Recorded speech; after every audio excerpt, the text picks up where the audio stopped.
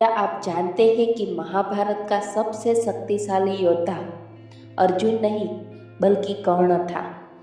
लेकिन फिर भी इतिहास उसे एक हारे हुए मोहरे की तरह क्यों देखता है।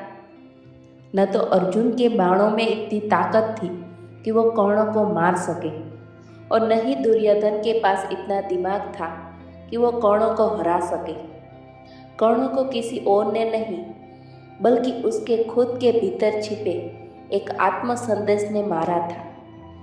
जिस पवित्र कोख से सत्यवादी युधिष्ठिर और एकाग्रता के प्रतीक अर्जुन ने जन्म लिया, उसी कोख से सूर्यपुत्र कर्ण भी जन्मा था।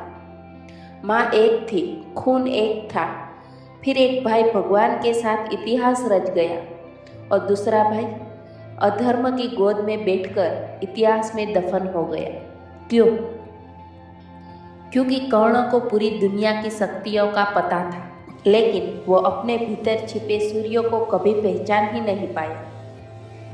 चलिए आपको द्वापर युग की उस वास्तविक घटना की ओर ले चलते हैं जहाँ कर्ण की नियति बदल गई थी। द्रौपदी का स्वयंवर चल रहा था। देश विदेश के बड़े बड़े राजा और राजकुमार आए हुए थे। शर्त बेहद कठिन थी। नीचे पानी में देखकर ऊपर घूमती हुई मछली की आंख पर निशाना लगाना था। एक एक करके सारे राजा हार गए। तब धनुष उठाने आगे बढ़ा कर्ण। कर्ण ने जैसे ही प्रत्यंचा चढ़ाई, पूरी सभा शांत हो गई। सबको पता था कि यह योद्धा पलक झपकते ही निशाना साध देगा। लेकिन तभी द्रौपदी खड़ी हुई और चिल्लाकर कहा, ठहरो, मैं एक सूत पुत्र रथ चलाने वाले के बेटे से विवाह नहीं कर सकती। पूरी सभा में सन्नाटा छा गया। कर्ण का हाथ कांप गया। उसके हाथ से धनुष छूट गया। उसका अपमान हुआ। कर्ण के पास उस वक्त दो रास्ते थे। पहला रास्ता, वो मुस्कुराता और कहता कि मैं सूत पुत्र हूँ या राजा, मेरी कला और मेरी ताकत किसी पहचान की मोहताज नहीं। वो खुद पर भरोसा रखता है। लेकिन कर्ण ने दूसरा रास्ता चुना। उसका अहंकार और उसकी हीन भावना जाग गई। जब दुर्योधन ने उसका हाथ थामा और उसे अंग देश का राजा घोषित किया तो कर्ण गदगद हो गया। उसने सोचा, दुर्योधन ने मुझे पहचान दी, मुझे इज्जत दी। यही कर्ण सबसे बड़ी भूल कर बैठा।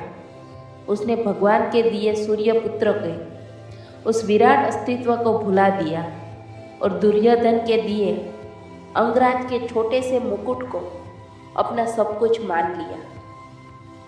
कर्ण को अर्जुन से नफरत थी, क्योंकि अर्जुन को वह सम्मान जन्म से मिला था जो कर्ण को छीनना पड़ रहा था। कर्ण दुर्योधन की वजह से नहीं हारा। कर्ण अर्जुन के प्रति अपनी नफरत और खुद को नीचा मानने की जीत की वजह से हारा। अब जरा महाभारत के उस काल से बाहर निकलिए और अपने आज के जीवन को देखिए। क्या हम सब भी आज के युग के कर्ण नहीं बन चुके हैं? हमें दूसरों की बुराई बहुत जल्दी दिखती है। दूसरों की गाड़ियाँ, दूसरों के बंगले, दूसरों की कामयाबी, दूसरों के रील्स और वीडियो देखकर हमारा मन डोल जाता है। जब हम सोशल मीडिया पर किसी को कोई नामुमकिन काम करते देखते हैं तो हम उनसे इतने प्रभावित हो जाते हैं कि उनके जैसा बनने की अंधी दौड़ में शामिल हो जाते हैं। पर क्यों? आपको किसी और से प्रभावित होने की ज़रूरत ही क्या है? क्या आपको अंदाजा भी है कि आप कौन हैं? आप उस परमपिता परमेश्वर की संतान हैं। आप उस सर्वोच्च चेतना की सबसे अनूठी रचना हैं। जरा ठंडे दिमाग से सोचिए, जिस ईश्वर ने इस अनंत ब्रह्मांड को बनाया, जिसने एक खूबसूरत प्रकृति, नदियाँ, तारे, आकाश गंगा बनाई, वो ईश्वर कितना बड़ा और अद्भुत कलाकार होगा। और जब उस महान कलाकार ने फुर्सत से बैठकर आपको तराशा होगा तो क्या उसने आपको मामूली बनाया होगा? कभी नहीं। आप कोई मामूली इंसान नहीं है। आपके भीतर ब्रह्मांड की चेतना बह रही है।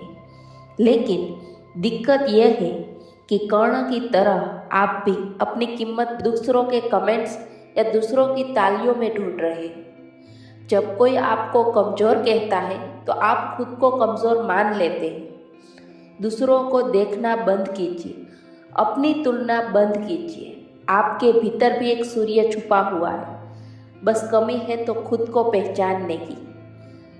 अगर आप खुद को दूसरों की नज़रों से देखना बंद नहीं करेंगे तो दुनिया आपको हमेशा नीचा दिखाती रहेगी।